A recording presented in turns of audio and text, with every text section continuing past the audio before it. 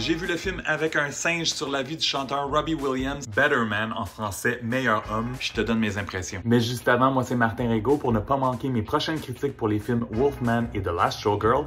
Abonne-toi! Better Man, c'est une biographie musicale réalisée par Michael Gracie qui avait réalisé The Greatest Showman en 2017 et Robbie Williams joue son propre rôle en étant la voix du fameux singe. On suit l'ascension du célèbre chanteur et compositeur britannique Robbie Williams, qui est devenu une star avec le boys band Take That dans les années 90. Ensuite, il a peu à peu plongé dans l'enfer de la drogue avant de retrouver le succès en solo en 97 avec sa chanson Angels. Je suis un grand fan de biopics musicaux, mais il y en a eu beaucoup dans les dernières années. En 2024, on a eu celle de Bob Dylan, de Bob Marley et d'Amy Winehouse. Ce film vient se démarquer en ayant l'audace d'utiliser un singe CGI pour raconter son histoire et surprenamment, ça fonctionne. C'est une grosse surprise parce que ce film aurait pu être un flop monumental. Je dirais qu'au début, on est certainement déstabilisé par la proposition. Ça m'a pris une vingtaine de minutes à m'habituer et vraiment embarquer dans l'histoire. C'est certain que c'est particulier de voir un singe dans toutes sortes de situations comme faire de la coke ou se faire branler.